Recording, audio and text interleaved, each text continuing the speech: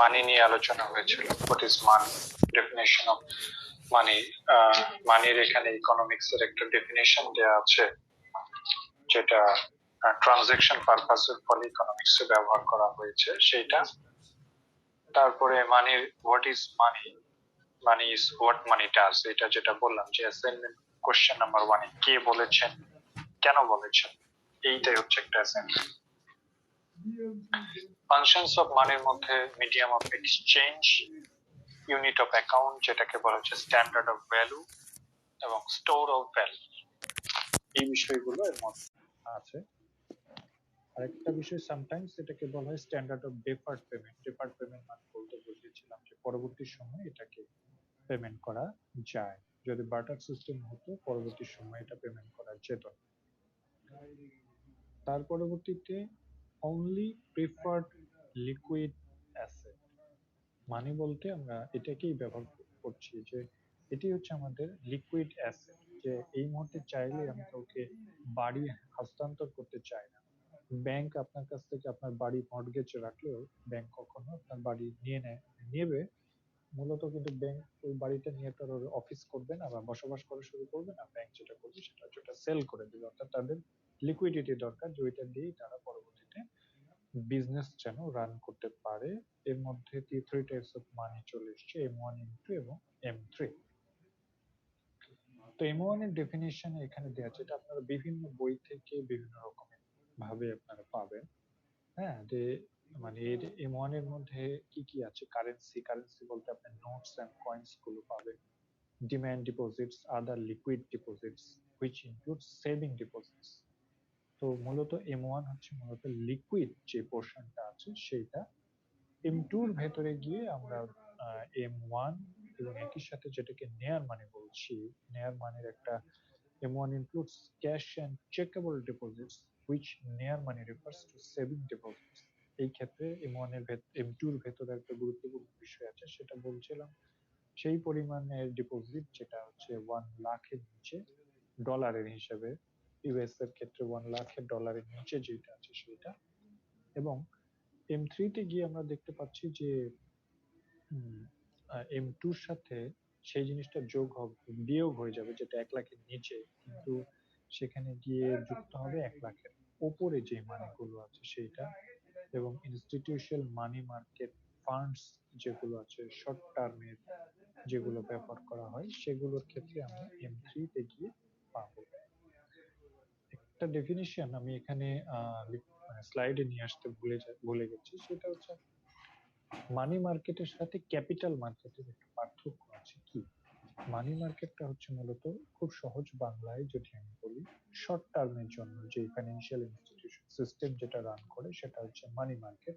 Short term বলতে আমরা within 1 ইয়ার, 1 বছরের ভেতরে যা সেইটাকে আমরা বলছি। এবং ক্যাপিটাল মার্কেট বলতে আমরা সেটাকে বুঝছি যেটা হচ্ছে 1 বছরের ওপরের সময়, যেটা লং টার্ম ধরে যে মানিটা মানে যে অ্যাসেটস এর ট্রানজেকশন গুলো চলে, সেই ক্ষেত্রেই সেটা হচ্ছে আমাদের ক্যাপিটাল মার্কেট। অর্থাৎ শর্ট টার্ম হলে মানি মার্কেট, লং টার্ম হলে ক্যাপিটাল মার্কেট।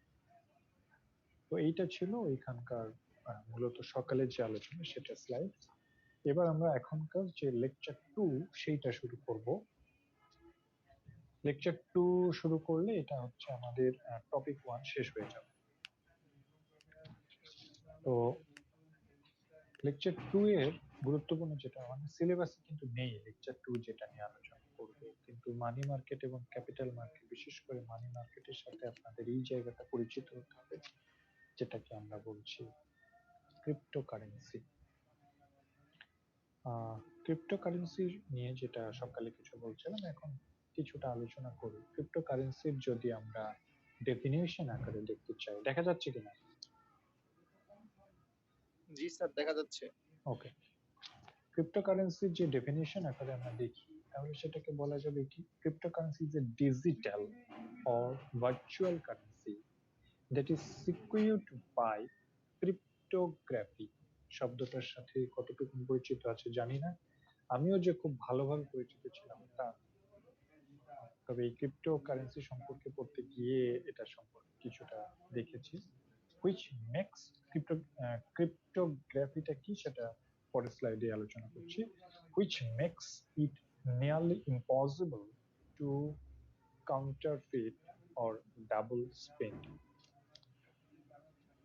মানে যেটাকে সহজে আপনারা মানে ইম্পসিবল ধরা যাবে না। আরেকটা বিষয় হচ্ছে ডাবল স্পেন্ড, এই কথাটার সাথে আহ মানে একটু পরিচিত হওয়া দরকার, যে আপনি একটা জিনিসে দুইবার খরচ করা, মানে কথাটা শুনতে একটু আহ অন্যরকম লাগলেও বিষয়টা নিয়ে একটু ভাববার বিষয় আছে, যেটা মানির ক্ষেত্রে সম্ভব হয় না।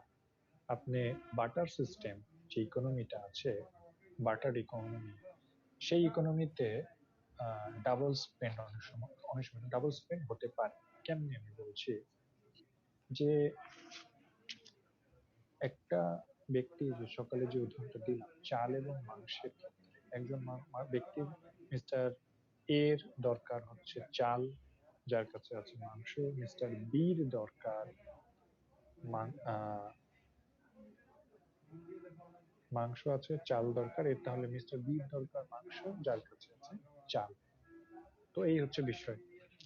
তো এ আর বির মধ্যে বাটার করে তারা কি করলো, একজনের কাছ থেকে একজন চালটা নিয়ে নিল, একজনের কাছে মাংস নিল। এখন যে ব্যক্তিটা চাল নিল, সে এই চাল যদি অন্য আরেক জায়গায় যে ট্রানজেকশন করতে চায়, বা যে মাংস নিল সে আরেকটা জায়গায় যে কনভার্ট করতে চায়, তাহলে সে সেটা কিন্তু ডাবল স্পেন্ড করতে পারবে, যেটা মানের ক্ষেত্রে সেটা সম্ভব হবে না। বিষয়টা হচ্ছে এরকম, আপনার দরকার এক প্যাকেট বিস্কুট, আপনি 10টা টাকা দিয়ে দোকানে গিয়ে বিস্কুট নিলেন।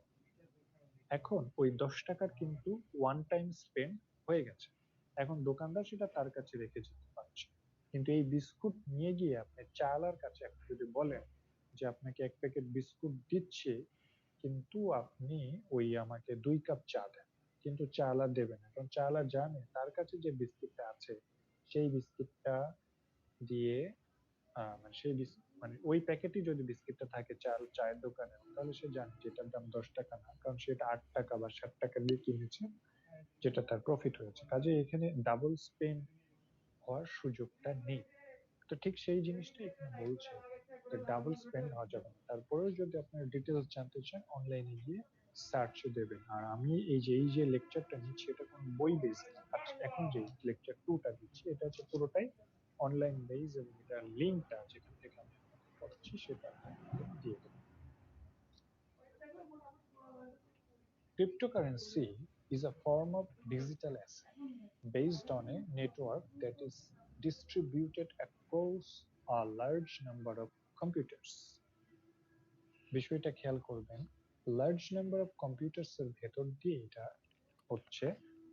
This decentralized structure allows them to exist outside the control of government and central authorities। এই জায়গাটাই ক্রিপ্টোকারেন্সি বিউটি অ্যান্ড বিস্ট। আপনারা ছোটবেলায় যদি সেই গল্পটা পড়ে থাকেন, সুন্দরী এবং কদাকার।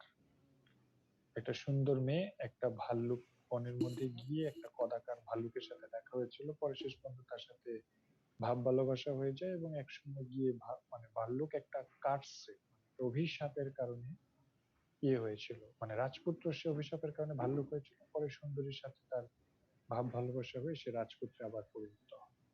তো অর্থাৎ সুন্দর এবং বিউটি অ্যান্ড বিস্ট দুটো এর ভেতরেই লুকায়িত আছে ক্রিপ্টোকারেন্সি, যে এর মধ্যে গভর্নমেন্টের কন্ট্রোল বা গভর্নমেন্ট বা সেন্ট্রাল অথরিটির কোনো কন্ট্রোল নেই। সেই বিষয়টা কিন্তু খুবই খুবই খুবই গুরুত্বপূর্ণ ক্রিপ্টোকারেন্সির ক্ষেত্রে। সহজ কথা, এখানে এককভাবে সেন্ট্রাল ব্যাংক বা যা কিছুই বলেন তাদের হস্তক্ষেপ বা মাতবরি বা সরকারি কোনো কিছু এর মধ্যে নেই, যেটাই ক্রিপ্টোকারেন্সির সবচেয়ে beauty and best. Experts believe that blockchain বলতে কি বোঝাচ্ছে, যে মানে আমাদের মনিটারি মার্কেটে তো টাকার সার্কুলেশনটা হতে থাকে। তো এই যে টাকার যে সার্কুলেশনটা হচ্ছে, সেই সার্কুলেশনটা মানে এটা চেইন সিস্টেমের মাধ্যমে হচ্ছে, কিন্তু কেউ চাইলে, মানে সেন্ট্রাল ব্যাংক যদি চায় যে না এটা বন্ধ, তো এটা বন্ধ হয়ে যাবে। and related technology will disrupt many industries. এবং এর কারণে যে মাঝে যে মানে ধরেন একটা কোম্পানি সে বিদেশ থেকে এলসির মাধ্যমে পণ্য কিনে নিয়ে আসছে। তো এলসি মানে আমরা জানি লেটার অফ ক্রেডিট। তো তাকে এলসি করতে হয়তো নির্দিষ্ট সময়ের মধ্যে সে ব্যর্থ হলো, কারণ এলসি করবার জন্য তাকে যে যে ডকুমেন্টস দিতে হবে, যে যে প্রসিডিউর ফলো করতে হবে, সেইটা হয়তো তৎক্ষণাৎ তার কাছে নেই। তো এই যে তৎক্ষণাৎ তার কাছে নেই, তার ফলে সে এলসি করতে ব্যর্থ হলো এবং অ্যাজ এ রেজাল্ট তার নির্দিষ্ট যে সময়ে একটা কোম্পানি, মানে একটা গার্মেন্ট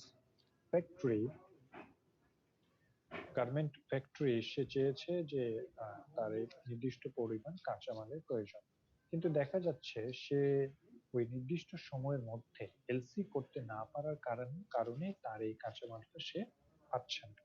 তো এটাই হচ্ছে তার জন্য একটা প্রবলেম, যে সে এর মাধ্যমে দেখাতে পারলো, মানে তার কাঁচামালটা নিয়ে আসতে পারলো না, শুধুমাত্র প্রসিডিওরটা না, হাতে অর্থ আছে কিন্তু প্রসিডিওরটা মেনটেন করতে না পারবার কারণে সে এই র ম্যাটেরিয়ালস গুলো পেল না। সে কারণে তার ইন্ডাস্ট্রিটা ফল করতে পারে। ইনক্লুডিং ফাইন্যান্স অ্যান্ড ল, একই ক্ষেত্র ল এর জন্য কাজ করবে, একই জিনিসটা ফাইন্যান্সের জন্য কাজ করবে। ল এর জন্য কাজ করবে এইভাবে যে যে ল এর কথা বলছি এগুলো একটা জায়গায় এই যে এলসি করবার ক্ষেত্রে কোনো একটা দ্বন্দ্ব তৈরি হয়, মানে বাংলাদেশের ভূমি ব্যবস্থার উদাহরণ খুব সাধারণ একটা বিষয়, যে এই জমিটা কার হবে, সরকারি লোক যদি একটা নির্দিষ্ট সময় এসে জাস্ট মেপে বের করে দেয় তাহলে কিন্তু হয়ে যায়, তা না, মামলা চলবে বছরের পর বছর, কারণ এটা ল অ্যান্ড প্রসিডিউর।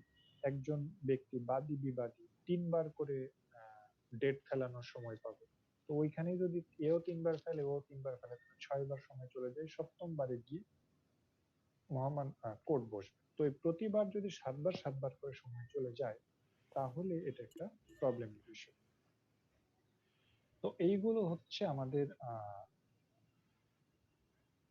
এই ক্রিপ্টোকারেন্সির ক্ষেত্রে যেগুলো ঝামেলা, এগুলো হ্যাঁ কে ক্রিপ্টোকারেন্সির ক্ষেত্রে সেই প্রভাবটা রাখবে না যেটা আমাদের নর্মাল মানি মার্কেটের ক্ষেত্রে রাখে। এখন এই যে শব্দটা বললাম ক্রিপ্টোকারেন্সি, শব্দটা আসলে কিভাবে আমরা বুঝবো? বিষয়টা একটা হচ্ছে এনক্রিপ্ট আর একটা হচ্ছে ডিসক্রিপ্ট। এনক্রিপ্ট করা মানে সহজ কথা আমরা বলতে পারি আবদ্ধ করে ফেলবি বা একটা অন্য কিছুতে কনভার্ট করে ফেলবি। হ্যাঁ, দেখবেন যারা ঘুষ খায়, দুর্নীতি করে, বা ঘুষের টাকা না হলে যারা চুরি, ছেচকা চোর আছে, ছেচকা চোর কোনো জায়গা থেকে 10,000 টাকা চুরি করে নিয়ে এসছে, দেখা যাবে যে এই 10,000 টাকা সে যে তার কাছে রেখে 1 মাস 2 মাস ধরে খরচ করবে তা না। কারণ মানুষ সাধারণত জানে যে এই ছিচকা লোকের কাছে হঠাৎ করে 10,000 টাকা তো আসবার কথা না। তখন সে চেষ্টা করে বিভিন্ন জায়গায় টুকটাক করে কিছু জিনিস কিনে রাখার জন্য। হয়তো দেখা যাচ্ছে 10,000 টাকাতে সাথে সাথে সে দুটো জিন্স প্যান্ট কিনেছে, দুটো শার্ট কিনে ফেলেছে। এটা মানুষের ভাবতে পারে, কেউ হয়তো দিয়েছে, কেউ করতেই পারে, দিতেই পারে। এইটা হচ্ছে ওয়ান কাইন্ড অফ কনভার্ট বা এনক্রিপ্ট। তো ডিসক্রিপ্ট ওই জিনিসটা যখন আবার রিভিল হয়ে যায় তখন সেই জিনিসটা হচ্ছে আবার আগের অবস্থায় ফিরিয়ে নিয়ে আসা যায়, তাহলে সেটা হলো তার অ্যান্টোনিম এই বিষয়টা। তো আমরা যদি আপনাকে কেউ যদি এই 143 কথাটা লিখে পাঠায় তাহলে আপনি কি বুঝবেন?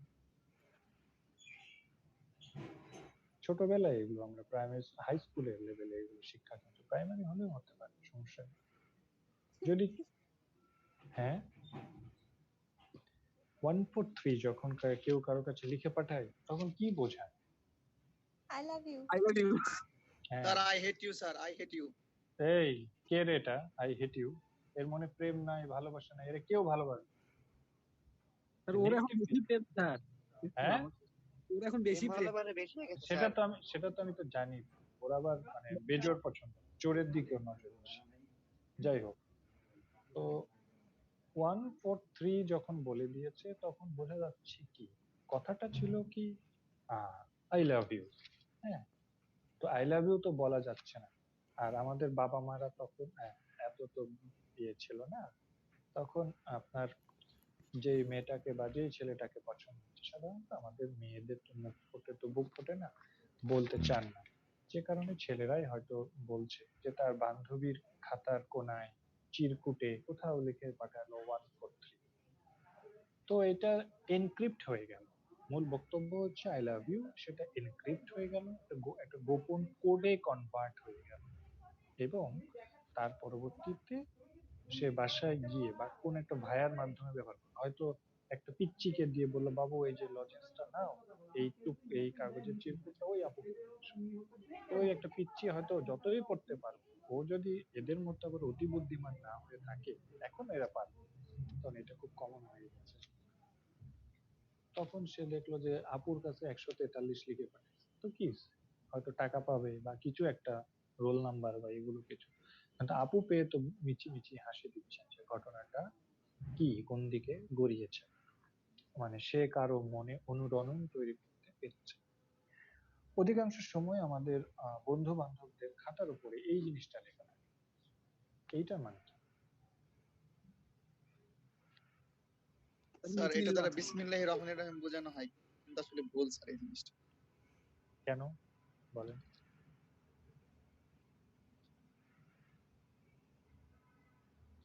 ভুলটা কোথায় ধরিয়ে দিন।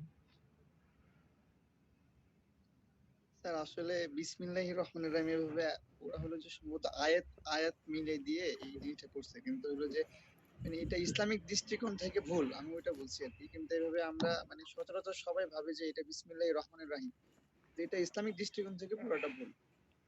স্যার আরবি কিন্তু আমরা হরফগুলোর কিছু সচরাচর মান জানি আছে স্যার। স্যার। বিসমিল্লাহির রহমানির রহিমের মানে যে মানগুলা আছে, যে হরফগুলো আছে, ওই মানগুলোর উপর সবগুলা যোগ করে 787 হয়, কিন্তু এখানে 786 হয়। অনেকের বিতর্ক আছে স্যার। আচ্ছা, বিতর্ক আছে, কিন্তু আমি যেটা বলতে চাচ্ছি আপনারা কি সেটা বুঝতে পারছেন? জি স্যার। বোঝা গেছে তো? জি স্যার। জি স্যার। তাহলে এই ঠিক আছে, এটা এনক্রিপ্ট এন্ড ডিসক্রিপ্টের মজা। আসলে আমি মানে মেসেজ গুলো কিভাবে যাচ্ছে এটা আমরা সবাই এখন জেনে গেছি তাই। তো এই যে যখন এইরকম একটা সাইন আপনার কাছে আসলো, আপনি কি বুঝলেন এটা দিয়ে? ইকোনমিক্স স্টুডেন্টরা এটা তো বুঝতে পারে। এটাকে এনক্রিপ্ট করে আমি পাঠিয়েছি আপনাদের 9 ব্যাচের কারো কাছে। এখন তিনি ডিসক্রিপ্ট করে এটা দিয়ে কি বুঝবেন? Percentage of change. Percentage of change, কারণ পার্সেন্টেজ সাইন দেওয়া আছে, ডেল্টা দিয়ে চেঞ্জ বোঝানো হয়েছে। কিন্তু কেউ যদি ভাবে যে পার্সেন্টেজ ত্রিভুজের কত পার্সেন্টেজ, ঠিক আছে, এরকম ভুল তো হতে পারে। তো অসংখ্য আমাদের কোড আছে, এই যে একটা কোড আপনাদের জন্য এরকম একটা বানাইলাম, এখান থেকে কোনো পাঠোদ্ধার করা যায়?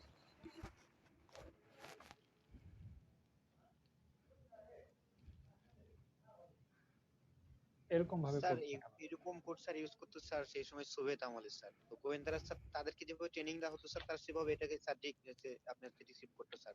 তো স্যার এগুলো মানে ডিপেন্ড করে মানে ওই যারা দিচ্ছে বা তারা কি বুঝাচ্ছে তাদের উপর স্যার, এক্সাক্ট কোনো কিছু তো বোঝায় না স্যার। এক্সাক্ট কোনো কিছু বোঝায় না, মানে তারা দিচ্ছে বা তত্ত্ব হয়তো এরপর একটা সিগন্যাল দিয়ে রেখেছে যে তুমি একটা ওয়ার্ড পর, মানে একটা অ্যালফাবেট পর পর অ্যালফাবেট নেবা, নিয়ে যে শব্দটা তৈরি হবে সেইটা এখন বল। আমি এনক্রিপ্টেড মিনিং করে দিয়েছি, এখন এটাকে ডেসক্রিপ্ট করে। শুরু থেকে প্রথমে একটা ওয়ার্ড কেটে অ্যালফাবেট কেটে দেবেন, তারপরে একটার পর একটা মানে একটা গ্যাপ দিয়ে দিয়ে কাটতে থাকবো, তাহলে একটা ওয়ার্ড আমরা পাবো। Sir economics. এটা তার মানে কি ছিল? এটা ছিল একটা এনক্রিপ্ট করা ছিল, আপনারা কি সেটাকে ডেসক্রিপ্ট করলেন। এই যে টার্ম গুলো আপনারা দেখলেন, আপনি যদি এখন একটা বিকাশে যান, বিকাশে করবার পরে আপনাকে একটা ট্রানজেকশন আইডি দেবে, ওই আইডিটা একটা ইউনিক কোড, ওইটা বিকাশ এ যাবৎ পর্যন্ত একমাত্র শুধু আপনাকেই দিচ্ছে। একমাত্র বলার পর আবার শুধু শব্দটা মানলাম, মানে অনলি এন্ড অনলি, ঠিক যেভাবে আমরা ম্যাথে করতাম যদি এবং কেবল যদি। তো তার মানে কি হচ্ছে, বিকাশের সাথে বা আপনার এই ট্রানজেকশনের সাথে আপনারই সরাসরি একটা কানেকশন আছে, আর কারো নেই। এই ট্রানজেকশন আইডি কি আর কারো আছে? আপনি বেশি না 20 টাকার একটা মোবাইল রিচার্জ করলেন, আপনাকে একটা ট্রানজেকশন আইডি দিল, এ এমন আইডি বিকাশ আজ অব্দি কাউকে দেয় না। দেওয়ার কি সম্ভাবনা আছে?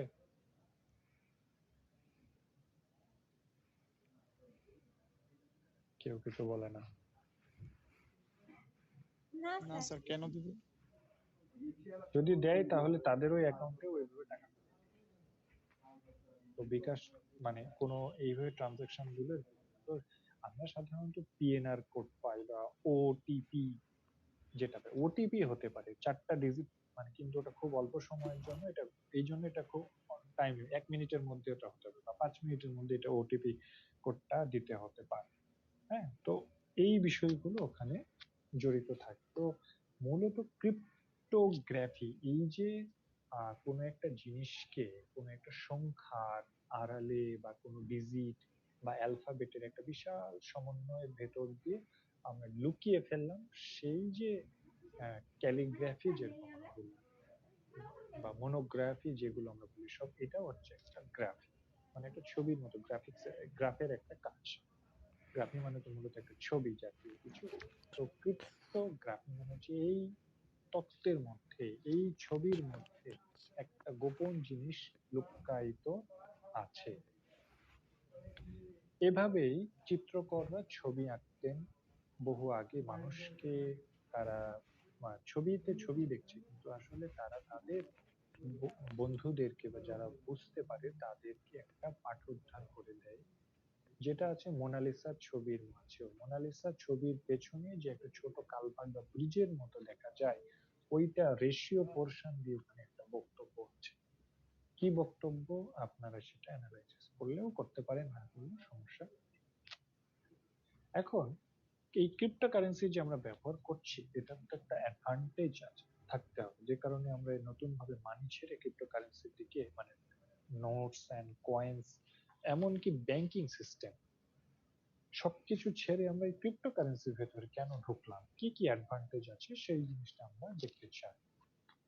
এক নম্বরে বলছে, cryptocurrencies represent a new decentralised paradigm for money. Decentralised কথাটা মনে রাখতে হবে, কারণ এটা দুনিয়ার যে কোনো জায়গা থেকে এটা অপারেট করা যাচ্ছে। কাজেই এটার জন্য সেন্ট্রালাইজেশনের কিছু নেই, যেটার জন্য বাংলাদেশ ব্যাংকের কাছে দৌড়াতে হবে, এটার জন্য ফেডারেল রিজার্ভ ব্যাংক কাছে দৌড়াতে হবে, বিষয়টা সেটা নয়। এটা পৃথিবীর যে কোনো জায়গা থেকে আমরা কন্ট্রোল করতে পারছি। such as banks and monetary institutions are not necessary, এবং তাদের এনফোর্সের কোনো প্রয়োজন নেই। এখানে পুলিশ ট্রানজাকশন, টু পার্টিস, এগুলো কোনো কিছুরই এগুলোর মধ্যে নাই, যেটা ক্রিপ্টোকারেন্সিতে সম্ভব। এটা হচ্ছে এটার একটা গুড কাজ। কারণটা হচ্ছে যে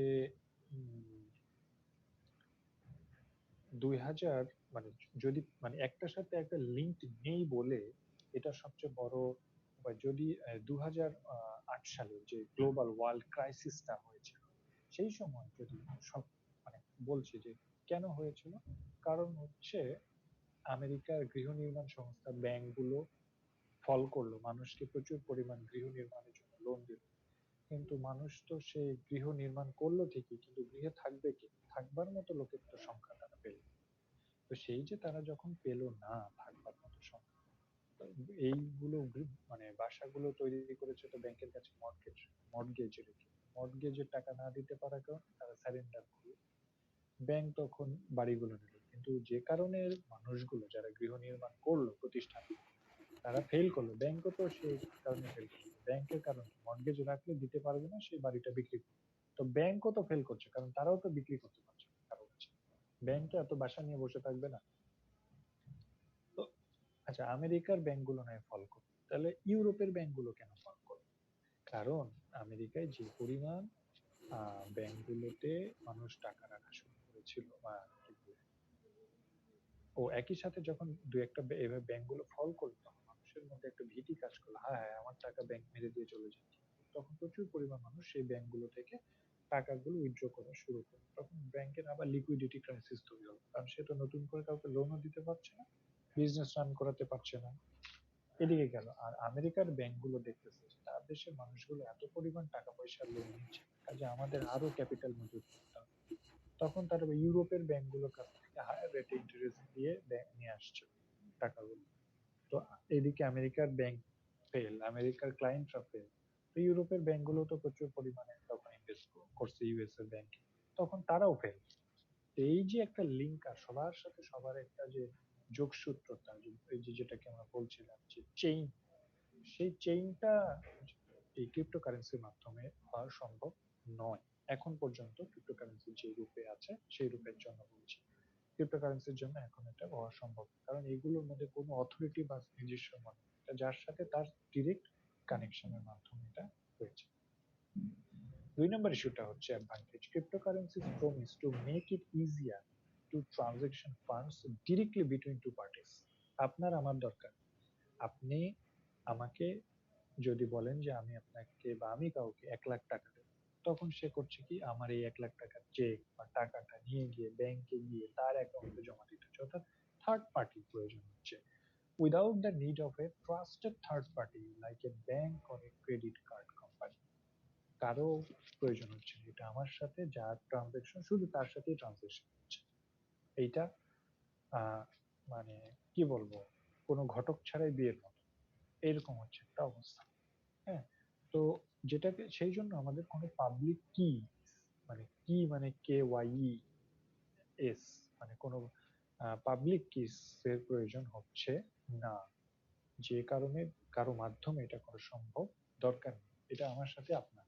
এই হচ্ছে কথা, যে কোনো একটা মন্তব্য মানে কোনো একটা ট্রানজেকশন হবে তার জন্য আমাদের কোনো বায়ার প্রয়োজন নেই, because they do not use third party intermediaries. Cryptocurrency transfer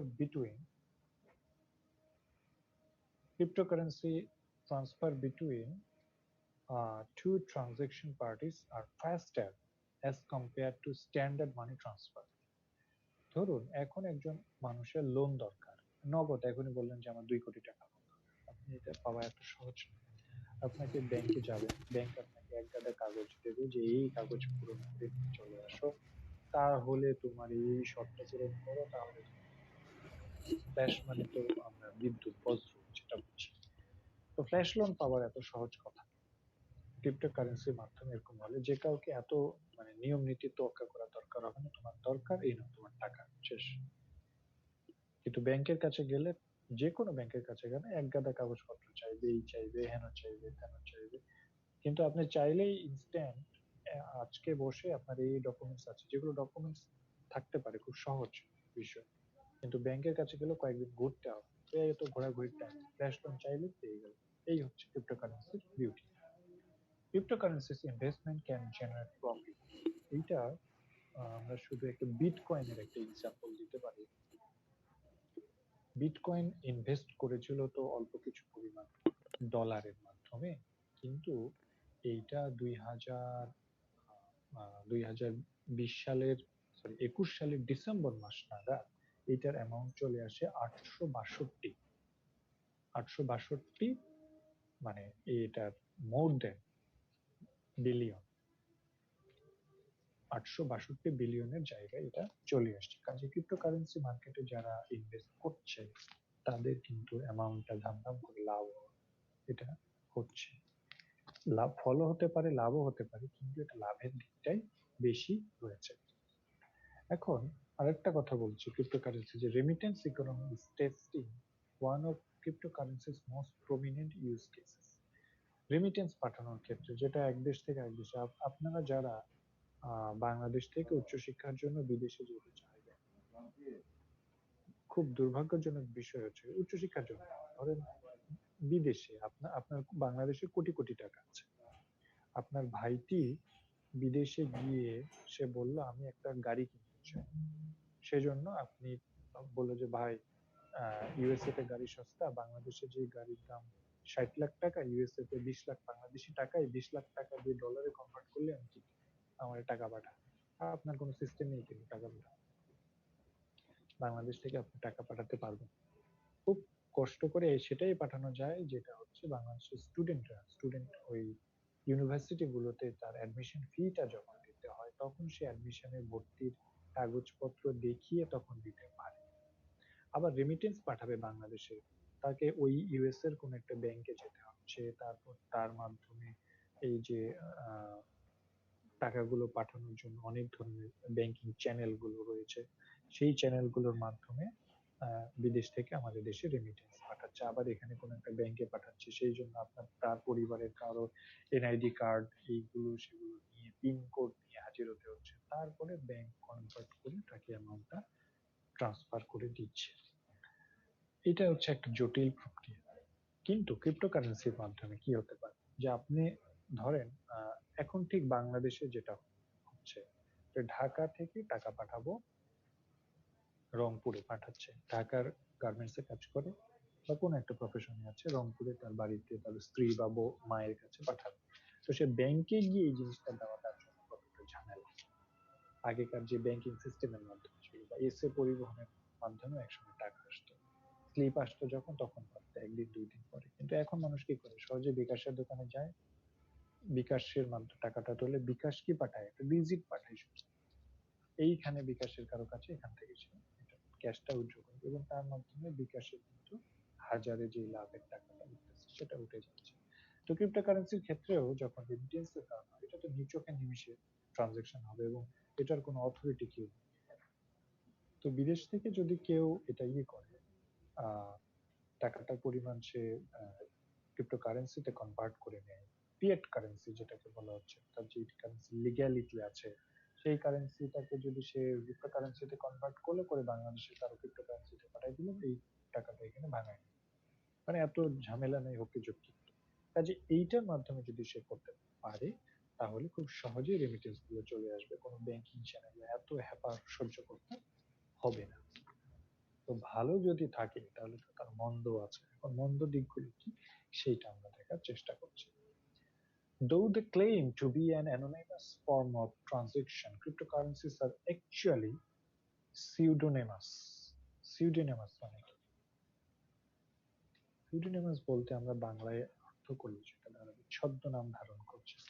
They leave a digital trail that agencies such as the Federal Bureau of Investigation (FBI) can decipher. Decipher মানে পাঠোদ্ধার করতে পারবে। মানে সহজ কথা এখানে যেটা বলছে যে আপনারা যে কোনো এই ট্রানজাকশন করবার ক্ষেত্রে যদি ক্রিপ্টোকারেন্সির মাধ্যমে যদি অর্ডিনারি হয়, খুব হাইলি মানে বিটকয়েন খুব চমৎকার হাইলি কোডেড করা আছে, কিন্তু তারপরেও ট্রানজাকশন যখন হচ্ছে তথ্য প্রযুক্তির বাজারে এই যে অন্তর্জাল বলছে, সেই জালে তো এইগুলো এফবিআই বা বিভিন্ন দেশের বড় বড় গোয়েন্দা সংস্থারা ধরবার জন্য বসে আছে, কোড পাস করছে, যেটা আগে এই যে একটু আগে রনি যেটা বলছিল ইয়ের ক্ষেত্রে সোভিয়েত রাশিয়ার ক্ষেত্রে যেটা হয় যে এগুলো চেঞ্জ হয়ে যায়, মানে কোড গুলো পাঠোদ্ধার করা সহজ হচ্ছে। কিন্তু পরবর্তীতে মানে এগুলো তো ধরা পড়ে, ধরা পড়ে তারপরে তারা পাঠোদ্ধার করার চেষ্টা করে এখানে কি গোপন কোড বা মেসেজ পাঠিয়েছে। তো এইভাবে ক্রিপ্টোকারেন্সির মাধ্যমে যদি ধরা পড়ে যায় তাহলে তো ট্রানজেকশনের অর্থটা আপনার ধরা খেয়ে গেল। তো এটা ধরার সম্ভাবনাও আছে, একেবারেই যে নেই তা না। Cryptocurrencies have become a popular tool with criminals। এই জিনিসটা খুব বড় বড় যারা সন্ত্রাসী সংগঠনগুলো তারা ক্রিপ্টোকারেন্সির দিকে ঝুঁকেছে, কারণ হঠাৎ করে কারো ব্যাংক অ্যাকাউন্টে যদি দেখা যাচ্ছে 100 কোটি টাকা চলে এসছে, তো এটা তো তাজ্জব করার বিষয় যে এই লোকের এই দেশের এইখানে আহ এত কোটি টাকার কারণ কি? তখন দেখা যাচ্ছে সেটা রেডিকালাইজেশন মানে অর্থাৎ উগ্রবাদী যারা আছে, যারা সন্ত্রাসী কার্যক্রম চলছে তাদের জন্য এইটা তারা ব্যবহার করতে পারছে। খুব সহজেই তারা টাকা এক দেশ থেকে আরেক দেশ বা মানি লন্ডারিং বা এই যে মানে ইলিসিট পারচেজ মানে যেগুলো তাদের কিনতে পারার কথা না সেগুলো হয়ে যাচ্ছে, মানে ইলিগাল পারচেজ। যে অস্ত্র কিনছি আমি, বাংলাদেশে কেউ একজন বসে থেকে রাশিয়াতে বা ইউএসএ তে বিটকয়েন ট্রানজাকশনের মাধ্যমে সে আর্মস কিনে ফেলেছে, যেটা টাকা পাঠিয়ে কেনা এত সহজ কথা ছিল না। তো এই ধরনের অপকর্মটা ওখানে হচ্ছে। In theory, cryptocurrencies are meant to be decentralized. Their wealth distribution between many parties on a blockchain. এখানে blockchain এর কথা বলছে যে ডিসেন্ট্রালাইজড হয়েছে অর্থাৎ সেন্ট্রালাইজড কারণে, কিন্তু বাস্তবে এটা কি দেখা গেছে এমআইটির একটা রিসার্চে দেখা গেছে ক্রিপ্টোকারেন্সির 45% যে ওভারঅল অ্যামাউন্ট আছে সেটা আছে মাত্র 11,000 ইনভেস্টরের কাছে। সারা পৃথিবীব্যাপী ক্রিপ্টোকারেন্সির 45% মানে কি পরিমাণ টাকা! শুধু বিটকয়েন নয়, ওভারঅল যত ক্রিপ্টোকারেন্সি আছে তার 45% আছে অনলি 11,000 ইনভেস্টরের কাছে। গুটি কয় লোকের হাতে কিন্তু এটা আবার সেন্ট্রালাইজ হয়ে যাচ্ছে। এখানে একটা প্রশ্ন থেকে যায় যে যখন ক্রিপ্টোকারেন্সি চালু হবে তখন মানুষের এই যে ইনইকুয়ালিটির কথা মনে হচ্ছে এটা বাড়বে না কমবে? এটা একটা কিন্তু অনেক বড় প্রশ্ন যে ক্রিপ্টোকারেন্সি যদি চালু হয়ে যাচ্ছে যখন, কারণ সবাই টেকনোলজি অ্যাডাপ্টেড না, সবাই এর মাধ্যমে চলতে পারবে না, কারণ আরো কিছু সমস্যা আছে যেটা আমরা বলছি ক্রিপ্টোকারেন্সিতে বলা হচ্ছে that is anyone can mine them using a computer with an internet connection. যে কেউ চাইলে নিজেকে আত্মগোপন করে ফেলতে পারে, তার জন্য শুধু দরকার একটা কম্পিউটারের কানেকশন, কারণ কম্পিউটারের সাপ্লাই এবং ইলেকট্রিসিটির জন্য। তো যদি এটা খুব পপুলার ক্রিপ্টোকারেন্সিস রিকোয়ার্স কনসিডারেবল এনার্জি, মানে কি যেগুলো ক্রিপ্টোকারেন্সি পপুলার সেইটা চালাবার জন্য কিন্তু একটা বিশাল সংখ্যক এনার্জি প্রয়োজন হয় যদি সে নিজেকে হাইড করে রাখে বা যা কিছুর জন্য বা ওভারঅল কান্ট্রির জন্য। ধরেন আগে আমরা যে এই যে হারিকেন বাতিতে পড়তাম, এখন যখন বিদ্যুৎ চলে এসছে রাস্তাঘাট পথে প্রান্তর বন্দর ঘর বাড়ি সবকিছু বিদ্যুতায়িত হচ্ছে, তাহলে বিশাল পরিমাণের নেট প্রয়োজন হয়নি। যখন আমাদের যে মোবাইল নেটওয়ার্ক ডেভেলপ করেছে টাওয়ার গুলোতে বিদ্যুতের প্রয়োজন হচ্ছে না, হাইলি এনার্জি হচ্ছে না। তো ক্রিপ্টোকারেন্সি যখন সার্বিকভাবে ছড়িয়ে পড়বে সেটা একটা কান্ট্রির ওভারঅল এনার্জি কনজাম্পশনটাকে অনেক বাড়িয়ে দেবে। এটার পেছনেও একটা কস্টিং আছে, যেটা হচ্ছে আমরা বলতে পারি যে এখানে এটাও একটা রিসার্চের ফল। তারা সেখানে বলছে যে 10%, হ্যাঁ, যেটা অনেক মানে মাইনার্স মানে যারা এইভাবে থাকে, সবাই ক্রিপ্টোকারেন্সি যারা ব্যবহার করে আপাতত মাইন মানে গহীনে মানে লুক্কায়িত অবস্থায় অনেকটা আছে তো থাকে। তো তাদের 10% যেই খরচটা করে মানে মানে তাদের ওভারঅল ক্রিপ্টোকারেন্সির 90%ই চলে যায় এই এনার্জির পেছনে। এইটা হচ্ছে একটা drawback. Though cryptocurrency blockchains are highly secure, কারণ বলা হচ্ছে যে ক্রিপ্টোকারেন্সির যে ব্লকচেইনটা আছে মানে, কারণ ব্লকচেইন বলতে তো মানে চেইনটাই তো নাই, এটা হচ্ছে ব্লকচেইন, এটা খুব সিকিউর করা আছে। কিন্তু তারপরেও কি হতে পারে এই exchange wallets can be hack, যদি হ্যাক হয়ে যায়। কারণ যারা এই চোর যেখানে মানে যেখানে আগে চোর ছিল ছিচকে চোর জিনিস নিয়ে দৌড় দিত, সেখানে ডান্ডা নিয়ে হাফ প্যান্ট পরা ব্রিটিশ পুলিশ দাঁড়ায়, কিন্তু এখন ব্রিটিশ পুলিশ মানে আমাদের দেশের বাঙালি পুলিশরাই কত অস্ত্র ভারী সারি অস্ত্র সুসজ্জিত থাকে, কিন্তু তারপরেও সেখানে চোররা আরো বেশি বুদ্ধিমান হয়ে যায়। আমরা ধুম ফিল্মের সিকোয়েন্স গুলোতে থেকে তো দেখছি এবং সারা বিশ্বব্যাপী যে কি look me if you can, catch me if you can, হ্যাঁ এরকম মুভিগুলো আছে, আরো বেশ কিছু মুভি। এগুলোতে তো শুধু আমাদের জন্য থ্রিলিং মুভিতে চোরের চুরি পুলিশকে ফাঁকি দিয়ে দিচ্ছে। তো ফাঁকি দেওয়ার সিস্টেম গুলো আছে, হ্যাকাররা যে এগুলো হ্যাক করে ফেলবে না তো মানে সিওরিটি দেওয়া যাচ্ছে, সেটা এনশিওর করা যাচ্ছে না, কাজে তারাও এটা হ্যাক করে ফেলতে পারে। তো তো যদি একবার হ্যাক করে ফেলে এগুলোর ট্রানজেকশনের অ্যামাউন্টটা যে কত বড় হবে এটা বলা মুশকিল। তো সেটাও একটা প্রবলেম তৈরি হয় আমাদের ক্রিপ্টোকারেন্সির একটা ডিসঅ্যাডভান্টেজ হিসেবে।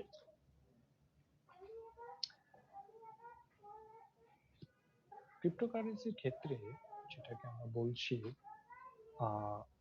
প্রাইসটা খুব সহজে এখন আপস এন্ড ডাউন করে, ভেলোসিটি মানে আমাদের মানি ভেলোসিটি, যেটা একটু পরে আমরা পরের টপিক গুলোতে পড়বো, যে পাবলিক মার্কেটের ক্ষেত্রে এটা খুব আপস এন্ড ডাউনস হতে পারে মানে র্যাপিড আকারে। যেমন এইটার একটা উদাহরণ দিয়েছে যে ডিসেম্বর 2017 সালে বিটকয়েন যে যে হাই হয়ে মূল্য চলে এসেছিল এই যে $17,738, সেইটা পরের মাসেই নেমে গেছে 7,575।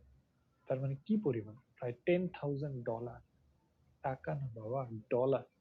তো এই এক মাসের ব্যবধানে যদি এক একজন ব্যক্তি একটা এরকম বিটকয়েনে যদি ইয়েতে ডস খেয়ে যায় তাহলে কত মিলিয়ন ট্রিলিয়ন ডলারের লস হয়ে যাবে। এই জন্য অনেক ইকোনমিস্ট এটাকে বলছে শর্ট লিভ ফার্ম, মানে অল্প সময়ের জন্য বেঁচে থাকা, অথবা স্পেকুলেটিভ বাবল, মানে যে বাবলটা বুদবুদ আকারে একটা তৈরি হয়ে গেছে, হাতে হাতে ছড়িয়ে গেছে বাবল, বেলুন খেলার মতো, যে কোনো সময় সুইয়ের গুঁতোয় সেটা ফেটে যাবে।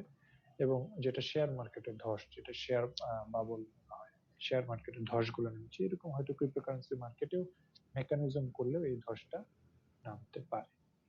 তো আজকে এই ছিল আমার লেকচারটা ক্রিপ্টোকারেন্সির উপরে। তো এটার এই স্লাইড গুলো আমি পাস করে দেব। প্রথম যে লেকচারটা আমি দিয়েছি সেটা আসলে আপনারা যে কোনো বই ইউজ করতে পারেন, সেটা মিশকিনের বই ইউজ করতে পারেন, রোজের বই ইউজ করতে পারেন, এমনকি ম্যাক্রো ইকোনমিক্স এর যে কোনো বই থেকে সকালে যে মানি ইউজটা করেছে। আর এইটা হচ্ছে একটা অনলাইন সোর্স থেকে করলাম, কারণ এটা তো বইয়ে পাবো না। তো মানে এই এই বইগুলোতে পাবো না, আমরা যে বইগুলো পড়া এটা অনলাইন সোর্স থেকে পড়িয়েছি, সেটার লিঙ্কটা আমি দিয়ে দেবো। কারো কোনো কথা আছে? আসসালামু আলাইকুম স্যার। স্যার সকালের ক্লাসটাতে একটা কোশ্চেন ছিল, করা হয়নি। হুম। সেটা হলো স্যার, আপনি একটা কয়েন দেখায় বলছিলেন স্যার, এই যে এক টাকার একটা কয়েন দেখায় বলছিলেন যে এটা হলো যে ভ্যালু অফ মানি, মানে ফেস ভ্যালুটা 1 টাকার পরিমাণে আছে। হুম। কারণ এটাকে যখন মানে ইয়া করা হবে, লিকুইড মানে যেটাই করি না কেন, এটার পরিবর্তে আমাকে হলো যে 1 টাকা দেওয়া হবে। তো যখন স্যার এটা হলো যে আপনি নোট গুলা যখন ইউজ করি, তাহলে এই যে 10 টাকার নোট, 20 টাকার নোট, 100 টাকার নোট, এটা কিভাবে স্যার ভ্যালুটা হয়?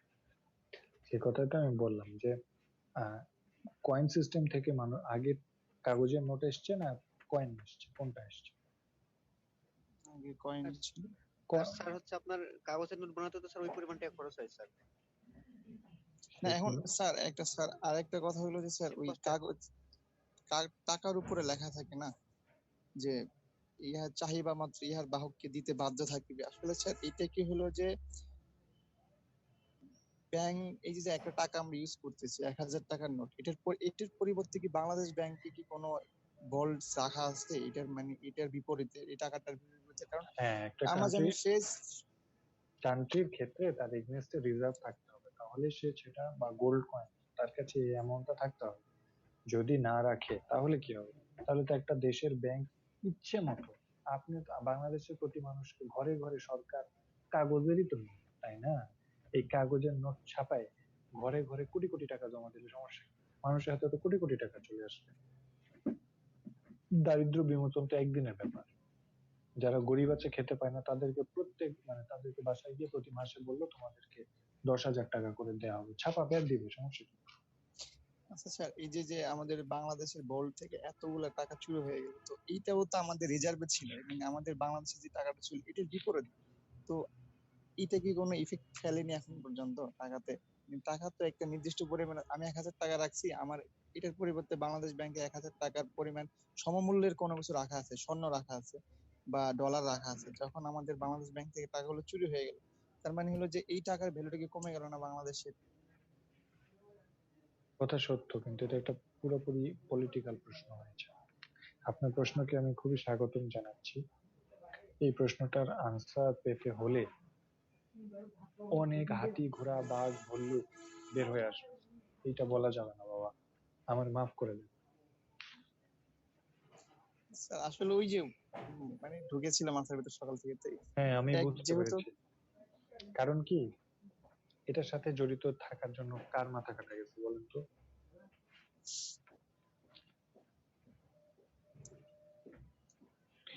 একজন ব্যক্তিকে তো স্যাক করা হয়েছে, যে বাংলাদেশ ব্যাংকের তৎকালীন governor doctor Atiur Rahman sir. আমি আতিউর রহমান স্যারের সাথে ব্যক্তিগতভাবে কাজ করছি। উনি অনেক সময় ক্ষোভে বিক্ষুব্ধ হয়ে অনেক কথা বলে গেছে। ঠিক আছে, এর বেশি আর আমি বলতে পারবো না। স্যার ওটা তো জেনুইনলি হ্যাক ছিল স্যার। উত্তর কোরিয়ার গুলো যারা হ্যাক করছে, এখানে শুধু বাংলাদেশে করছে তেমন তো না স্যার, অনেক কিছু তেমন করছে। বাংলাদেশে কোনো হ্যাক হয়নি, যা কিছু হয়েছে শ্রীলঙ্কার দিকে চলে গেছে, থাইল্যান্ডের দিকে চলে গেছে, ক্যাসু নিয়ে তো ঢেলে ফেলছে। হ্যাঁ জি স্যার, হ্যাঁ, সেটাই উত্তর বললাম কোরিয়া মোটামুটি বেসড স্যার। এগুলো হ্যাকড হয়েছে, ফিলিপাইন কিন্তু থেকে বের করছে স্যার। হ্যাঁ ফিলিপাইন থেকে বের করেছে, কিন্তু মানে এই লোকটারে তো ফেঁসে গেছে, যে টেকনোলজি কিছুই বুঝে না। ঠিক আছে, এই লোকটার মানে ইমেলও ঠিক মতো করতে পারতেন না। আমি যখন লাস্ট ওটাকে দেখি, পরে ধীরে ধীরে শিখছি। তার কলিগদেরকে ডেকে নিয়ে এসে বলেন যে ইমেলটা করছে, মানে এগুলো তো সাধারণত প্রধানমন্ত্রী কোনোদিন ইমেল করে, প্রধানমন্ত্রী ইমেল করে তার প্রেস সচিব বা তার আশপাশের লোকজন, তারা করে। এই বড় বড় পোস্টে থেকে আপনি কি কোনোদিন দেখছেন যে একটা অ্যাপ্লিকেশন, একটা সার্টিফিকেট সিম্পল, এই আপনি একটা আপনার ডিপার্টমেন্ট থেকে সার্টিফিকেট, ঠিক হেড অফ দ্য ডিপার্টমেন্ট নিজ হাতে লিখে দেয় আপনাকে, সে কি করে একটা সই দেয়। তো এই জিনিস যেগুলো সে পড়তে পারে সই দেয়, কিন্তু এই কি বলবো, কম্পিউটারের এই ভাষা লিখতে পারা পড়তে পারা এত সহজ না। হ্যাকিং কোড এগুলো আপনি আপনি আমরা কেউ পারবো? আপনি কি CC plus course, C plus বা সি প্লাস প্লাস কোর্স করছেন যে কিছুটা পারবেন? এমনকি যদি আর সফটওয়্যার চালাতে জানতেন তাও তো বলতেন যে না, আপনি কোড একটু বোঝেন। কোডিং ল্যাঙ্গুয়েজের সম্পর্কে তো আমাদের তো ধারণা নেই। আর ডক্টর আতিউর রহমানের আমরাই জানি না এই যুগের ছেলেপুলেরা কি জানে। তো কাজেই ওনার যে মাথা কাটা, ওনাকে জাস্ট সাক্ষাৎ করে এটা একটা আইওয়াস ছাড়া কিছুই ছিল না। এই ক্ষেত্রে বাংলাদেশ সরকারেরও হয়তো যারা ছিল ওখানে তারা গাফিলতি করতে পারে।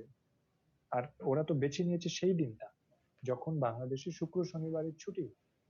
এটা তো তখনও ধরা পড়তো না যে অটোমেটিক ভাবে যখন ওই দেশে হয়েছে, বাংলাদেশের একটা মানে এটা অনুমতি চায়, পাসপোর্ট চায়। তো বাংলাদেশের এই ইয়ের মাধ্যমে ওই শুক্র শনিবারের গ্যাপটাকে কাজে লাগিয়ে, এবং এদিকে বিশ্ব বাজার বন্ধ থাকবে রবিবার, বাংলাদেশের বন্ধ মানে কিন্তু বাংলাদেশ 3 দিন পৃথিবী থেকে বিচ্ছিন্ন থাকে। 1 শুক্র শনি বাংলাদেশের ছুটি, আর 2 হচ্ছে রবিবার পৃথিবী ছুটি, রেস্ট অফ দ্য ওয়ার্ল্ড। কাজেই বাংলাদেশের ট্রানজাকশন গুলো এগুলো করতে হয় সোম মঙ্গল বুধ বৃহস্পতি এগুলো। তো তারা যখন এই হ্যাকাররা এই সুযোগটা চমৎকারভাবে নিচ্ছে, যে তারা এই সুযোগটাকে কাজে লাগিয়ে এই সময়টায় নিয়েছে, অনুমতি চেয়েছে বাংলাদেশের এই যে ইন্টারনেটের মাধ্যমে ব্যাংক, বাংলাদেশ ব্যাংকের যে সিস্টেমটায় প্রবেশ করেছে, কিন্তু ধরা খাইছে একটা জায়গায়, যে অনুমতি নেবার বা যা কিছুই হোক একটা প্রিন্টার দিয়ে এটা কিন্তু সব ডকুমেন্টস প্রিন্ট হতে থাকে, তাদের কাছে অনুমতি চাওয়ার জন্য সিগন্যাল আসতে থাকে। ঠিক আছে, তো প্রিন্টারে অটোমেটিক প্রিন্ট হয়েছে যখন এই মানে প্রিন্টারটার সাথে ওটা কানেকশন ছিল, তো সেই প্রিন্ট হয়ে কোড যেগুলো এসছে, যে লেখাগুলো বা এগুলো আসছে, তখন সেটা নিয়ে তারা সফটওয়্যার ইঞ্জিনিয়ার বা যারা আছে তাদের সাথে বলছে যে এই প্রিন্টে এগুলো কি বের হলো, এসে অফিসে খুলে দেখে যখন প্রিন্টারে এটা কি আসছে, তখন ধীরে ধীরে ধীরে ধীরে রিভিল হলো। যেদিন হ্যাক হয়েছে আমরা কি ঠিক তার পর দিন 2-3 দিনের মধ্যে জানতে পারছি? আমরা তার বেশ কিছু দিন পরে জানতে পারছি। হ্যাঁ, তো এই হচ্ছে কিছু কিছু প্রবলেম হয়েছে। তো এই যে বললাম, তো এখন এই টাকা নিয়ে এই যে লুকোচুরি যে বিটকয়েন যখন আসবে বা এই ক্রিপ্টোকারেন্সির যখন মার্কেটটা তখন সিচুয়েশনটা কি হবে, সেই সিচুয়েশনের জন্য আমরা সুবিধা ভোগ করতে চাচ্ছি, কিন্তু সেটার জন্য সুবিধা পাবো অবশ্যই। বিকাশ হয়ে আমাদের যে অসুবিধা হয়েছে তা না, কিন্তু এই যে বিকাশ হয়েও মানুষ হয়রানি হচ্ছে না, হঠাৎ করে ফোন দিয়ে বলছে না যে আমি নাহিদ বলছি, বিকাশের নাহিদ, সেই অ্যাডভার্টাইজে তো বলছে যে আপনার পিন কোডটা ভুলে চলে গেছে, এই হয়েছে, হেন হয়েছে, তেন হয়েছে, কত রকম হ্যাপা সহ্য করতে হচ্ছে। আপনার, আমার তো মনে হয় যে আপনারা, আমি আমার আশেপাশে এমন কোন লোক না পাওয়া হয়নি যে বিকাশ থেকে এরকম ফোন দিয়ে বলছে যে আপনি লটারি করে জিতছেন এত টাকা, তার ফলে হচ্ছে আমাদেরকে এত টাকা বিকাশ করে পাঠাতে হবে। কারো কোনো কথা আছে আর?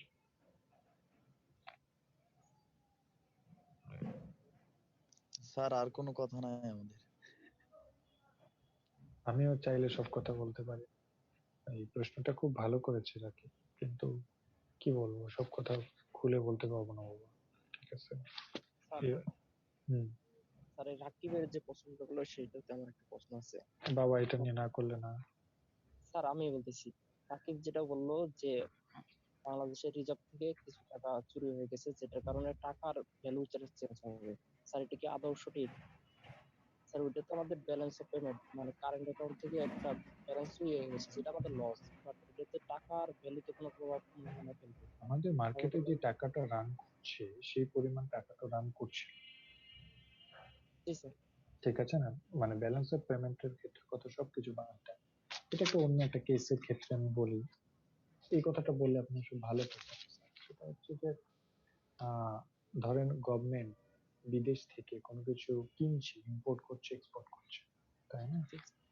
তো সেটা কার মাধ্যমে না, কোনো ব্যক্তি করলে সেটা আলাদা কথা, কিন্তু গভর্নমেন্ট যখন নিজেই করছে, এই যে করোনার ভ্যাকসিন গুলো নিচ্ছে, আমাদের কাছ থেকে তো কোনো টাকা নিচ্ছে না, তাই না? কিন্তু সে তো পেমেন্ট করছে।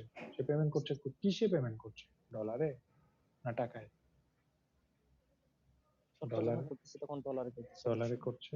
তো সেই ডলারের টাকাগুলো তো তার পরিবর্তে সেই ডলারের এগেইনস্টে মার্কেটে যে টাকা আছে সেটা কি সরকার তুলে নিচ্ছে? না স্যার। তুলে নিচ্ছে না। এইটা হচ্ছে ওয়ান কাইন্ড অফ সেইটা, যে কারণে আমাদের দেশ থেকে এটা তুলে নিতে পারে। ঠিক আছে?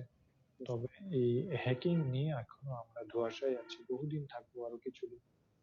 হ্যাঁ, কোনো এক সময় হয়তো পুরোটা জানবো, তখন আমাদের তো কোনো এখনো লাভ নেই, তখন লাভ থাকবে, তবে জানতে পারবো, এই আর কি। এই জায়গাটা তো বোঝা গেছে, তাই না? জি স্যার অবশ্যই, তাও জানতে চাই। আর কিছু? না স্যার, থ্যাংক ইউ। ঠিক স্যার আছে, নেক্সট ক্লাস কবে? কালকে। সময়টা কালকে কালকে আপনাদের সকালে কখন স্যার থাকে? রনিকে জানাই দিয়েন স্যার, আপনি রনিকে জানাই দিলে রনি জানাই দিবেন।